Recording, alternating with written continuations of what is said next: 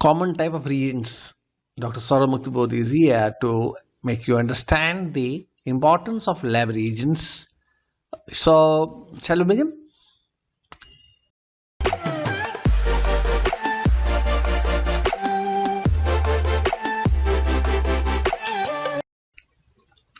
The agenda for the type of reagents that we have chosen is the types of acid bases, to understand the basic principles of acid bases and their comparative strength, acid और basis की तुलनात्मक अध्ययन, कौन से reason precipitating Regents होते हैं अवक्षेपण करने के काम में आते हैं. So we are talking about the precipitating reagents as well and will be talking about some oxidising and reducing reagents, लेकिन वो अगले वीडियो में रहेगा.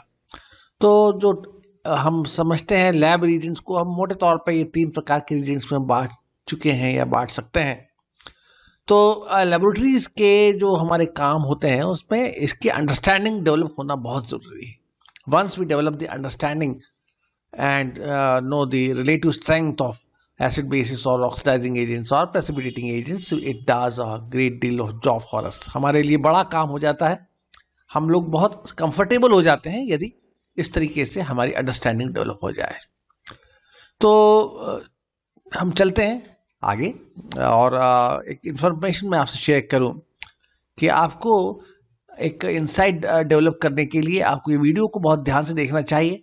इसको पॉज करें जब आपको आवश्यकता हो, आगे पीछे करें एंड आप अपने कोर्स को एंजॉय कीजिए.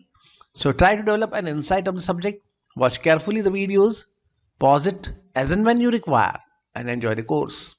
That's it. Lab reagents are characterized by their behavior. Develop the wisdom to understand them, such as acidic, basic, redox, or precipitating behavior. Many times this helps to predict products of reactions. बहुत सारे जो students होते हैं, particularly 11वीं और 12वीं, 11th, 12th students and then who are graduating from various universities and colleges, they gradually try to understand what they are doing in laboratory. Laboratory work is not merely mixing of things or reagents. It is to understand the basic principle, and that is why practicals have been incorporated into syllabus of many universities and school education. तो ये जो practicals करवाने का मोटो है, उद्देश्य है, ताकि आप लेबोरेटरी के जो reagents हैं उनके स्वभाव को समझें. And once you develop this, you can actually do a lot of research in coming time. पहली बात मैं बहुत ब्रीफली छोटी छोटी बात पढ़ना चाहूँगा.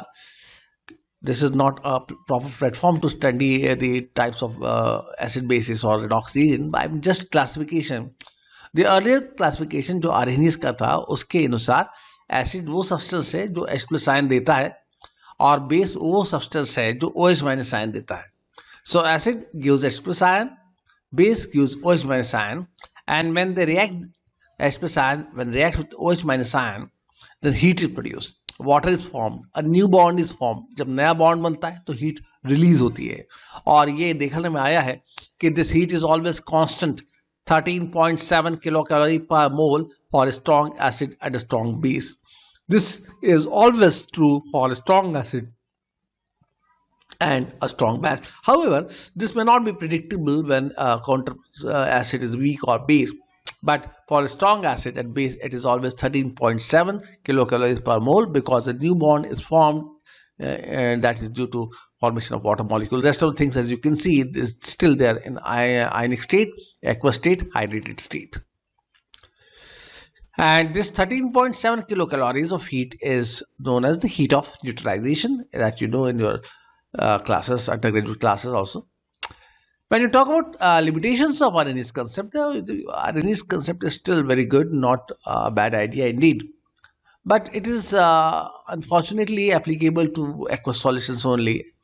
And all those substances which do not have H+ ions or OH- ions yet display acidic or basic behavior cannot be explained by this theory. वो सभी पदार्थ जो कि H+ आयन या OH- आयन नहीं देते हैं, बावजूद इसके वो अम्लीय और क्षारीय स्वभाव या व्यवहार को प्रदर्शित करते हैं, आर्हेनियस के कंसेप्ट में समझाना थोड़ा मुश्किल है. हालांकि दूसरी थ्योरी भी हैं, जैसे एक ब्रॉन्सन लॉरी कॉन्सेप्ट है. ये कॉन्सेप्ट एक अच्छा कॉन्सेप्ट है जिसमें कॉन्जुगेटेड एसिड और बेस की बात की जाती है। एसिड वो पदार्थ है जो H प्लस आयन देता है, आर्सेनिस भी कहता है, लेकिन यहाँ हम कहते हैं बेस वो पदार्थ है जो H प्लस आयन लेता है। Now we are talking in terms of proton donor acceptor theory. Proton देने वाला एसिड, प्रोटॉन एक्सेप्ट करने वाला बेस, और प्रोटॉन डोनर एक्सेप्टर थ्योरी के एडवांटेज है we can compare the acidity और basicity in terms of their conjugated bases और acids. अगर एसिड है तो उसका कोई कॉन्जुगेटेड बेस होगा, और कोई बेस है तो उसका कॉन्जुगेटेड एसिड होगा। एक और यूनिवर्सल कंसेप्ट है जो इलेक्ट्रॉन पेयर की बात करता है, और ये कहता है Lewis concept that base is a substance which donates electron pair, while an acid is a substance which accepts an electron pair.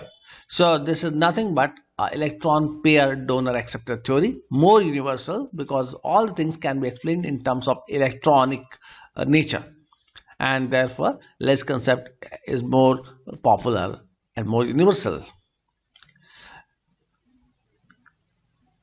Now, at this point of time, I would like to make you understand that we must know a relative strength of acids.